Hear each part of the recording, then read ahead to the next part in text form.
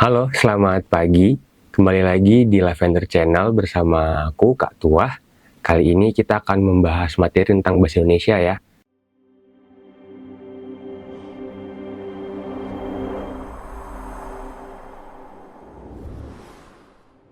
Oke, sekarang kita masuk ke materi unsur intrinsik di sebuah cerita. Jadi materi ini umum teman-teman temui pada pembahasan tentang literasi bahasa Indonesia, yaitu membahas tentang karya sastra dan salah satu pokok pembahasannya adalah tentang unsur intrinsik dalam sebuah cerita. Unsur intrinsik atau kita bikin dari cerita dulu. Cerita itu banyak sekali unsur pembentuknya. Bagaimana cara kita menganalisis bahwa karya tulis ini adalah sebuah cerita, sebuah karya sastra. Caranya adalah dengan melihat apakah dia memiliki unsur intrinsik dan unsur ekstrinsik. Unsur intrinsik dalam hal ini digunakan untuk membentuk sebuah cerita dari dalam cerita itu sendiri. Ada beberapa unsur intrinsik dalam sebuah cerita, dan setiap cerita pasti memiliki unsur intrinsik ini. Semuanya dimiliki dalam sebuah cerita. Semua unsur intrinsik dalam cerita digunakan untuk membangun cerita sehingga cerita menjadi lebih logis, menjadi lebih menarik untuk dibaca, dan terkesan hidup kepada pembacanya. Jadi ada apa aja nih unsur intrinsik dalam cerita dan apa aja yang teman-teman tahu tentang unsur intrinsik dalam sebuah cerita. Kita lihat ya. Yang pertama, kita bahas dulu unsur intrinsik. Tadi kita udah bahas nih, kalau unsur dalam cerita itu ada dua, ada intrinsik dan ekstrinsik. Seperti huruf B katanya, intrinsik, kata in sendiri berarti di dalam, dan kata X berarti di luar. Intrinsik adalah unsur cerita yang dibangun dari dalam cerita. Bisa kita temukan dalam ceritanya kalau kita baca dengan baik. Lalu unsur ekstrinsik itu tidak bisa kita temukan dalam cerita, tapi kita menggali lebih dalam tentang latar belakang penulis menulis sebuah cerita. Intrinsik artinya ada di dalam cerita, dan unsur intrinsik itu ada 6. Yang pertama ada tema, yang kedua ada penokohan, yang ketiga ada sudut pandang, yang keempat alur, kelima latar, dan terakhir amanat. Tema, untuk tema sendiri, tema ini adalah ide cerita atau gagasan. Kalau di karya ilmiah kita mengenal dengan gagasan pokok, maka pada karya sastra kita mengenal dengan tema. Tema berbeda dengan topik dan judul. Tema lebih luas daripada topik. Topik lebih luas daripada judul. Namun, ketiga hal ini berkesinambungan atau saling berhubungan. Topik dibentuk dari tema dan membentuk judul. Judul dibentuk dari topik. Topik dibentuk dari tema. Tema membentuk topik, dan topik membentuk tema. Membentuk judul. Jadi, ketiga hal ini itu saling berhubungan. Kalau bisa kita buat dalam sebuah struktural, maka bentuknya kurang lebih seperti ini. Yaitu tema membentuk sebuah topik, membentuk sebuah judul. Jadi, kalau kita mau mencari tahu judulnya apa, maka kemungkinan kita sudah tahu topiknya apa dan temanya juga apa. Untuk membentuk sebuah judul yang baik, maka kita harus pastikan topiknya sesuai dan temanya sudah sesuai. Tema tadi adalah ide cerita. Dalam menganalisis sebuah tema, teman-teman harus membaca dengan baik seluruh teks yang ada. Lalu mencari apa permasalahan yang ada.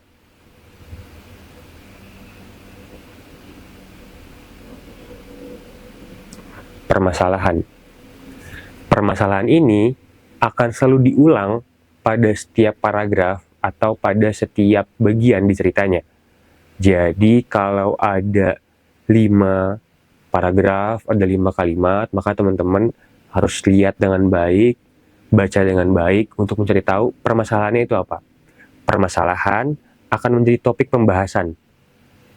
Akan selalu diulang-ulang dalam sebuah karya sastra ataupun dalam sebuah cerita, sehingga dia adalah ide ceritanya. Atau permasalahannya adalah bagian yang lebih kecil dari sebuah ide ceritanya. Kalau misalnya ada topik tentang piket di ruang kelas, maka temanya bisa jadi adalah tentang pendidikan atau kesehatan, yaitu berkaitan tentang permasalahannya, yaitu piket di kelas. Untuk penokohan atau tokoh, itu adalah tentang siapa saja yang ada dalam cerita dan bagaimana tokoh-tokoh dalam cerita tersebut dibentuk. Kita sering sebutnya sebagai watak. Tokoh dalam cerita dibagi menjadi 3. Yang pertama, dia adalah protagonis. Yang kedua, antagonis. Yang ketiga, tritagonis. Ketiganya punya peran yang berbeda. Peran utama dipegang oleh protagonis. Lalu peran kedua yang pendamping yang biasanya menjadi lawan adalah antagonis, dan peran pembantu dipegang oleh tritagonis. Lalu untuk penokohan sendiri, ketika teman-teman ditanya mengenai watak seseorang dalam cerita, maka teman-teman harus melihat tentang apa yang dia lakukan.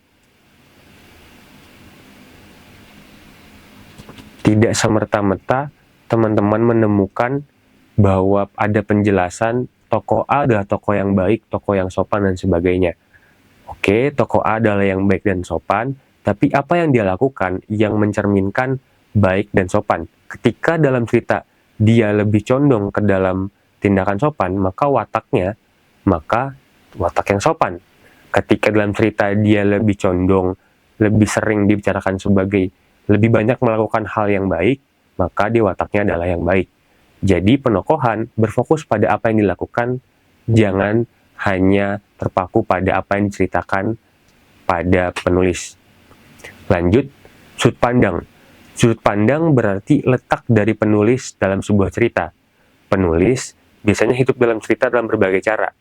Yang pertama, menggunakan sudut pandang orang pertama. Ketika menggunakan sudut pandang orang pertama, maka penulis berperan sebagai salah satu tokoh dalam cerita. Bisa jadi pemeran utama ataupun pemeran sampingan. Yang kedua, sudut pandang orang ketiga. Ketika penulis berperan sebagai orang ketiga dalam sebuah cerita, maka dia berperan sebagai Tuhan dalam ceritanya yang mengetahui apa yang dilakukan dan menceritakannya kepada pembacanya.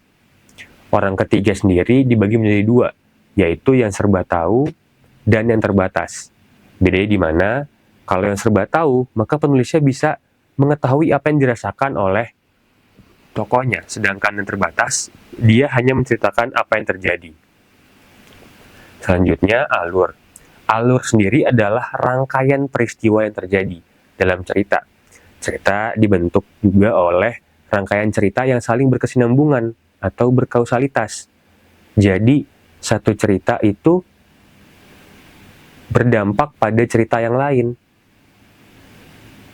Sehingga ketika cerita tersebut membentuk sebuah rangkaian, maka rangkaiannya bisa disebut sebagai alur. Ketika alur tersebut dibentuk, maka ada 3 cara seperti pada layar. Yang pertama adalah alur maju, yang kedua adalah alur mundur, yang ketiga adalah alur campuran. Alur maju atau alur linear, ini adalah yang paling umum kita temukan, yaitu cerita yang dibangun dengan rangkaian peristiwa sebab akibat. Ada sebabnya, maka lalu ada akibatnya. Ketika kita melihat pada sorot balik ataupun yang flashback, maka kita akan mengetahui akibatnya, lalu mengetahui sebabnya apa. Ketika pada campuran, maka ini sangat tergantung pada penulisnya. Dia mau menceritakan akibat dulu, lalu sebab lagi, lalu baru akibatnya, maka itu adalah terserah kepada penulisnya. Tapi dalam rangkaian cerita, itu pasti ada sebab dan ada akibatnya. Lalu latar adalah keadaan. Keadaan yang menggambarkan yang pertama, waktu. Yang kedua, situasi. Apakah mencekam, senang, sedih. Yang ketiga adalah lokasi, di mana cerita tersebut berlangsung. Lalu yang terakhir adalah amanat, yaitu pesan yang bisa kita ambil dalam sebuah cerita. Teman-teman pasti tahu bahwa setiap cerita itu memiliki pesan yang bisa kita ambil, pesan baik. Pesan baik ini adalah bagian dari cerita yang sengaja dimasukkan oleh penulis, sehingga kita bisa mendapatkan hal baik ketika membaca ceritanya. Jadi, ini adalah 6 unsur intrinsik yang teman-teman bisa hafalkan, teman-teman bisa ingat, karena akan ketemu di pembahasan mengenai literasi bahasa Indonesia pada sebuah karya sastra. Jadi, apa kesimpulannya?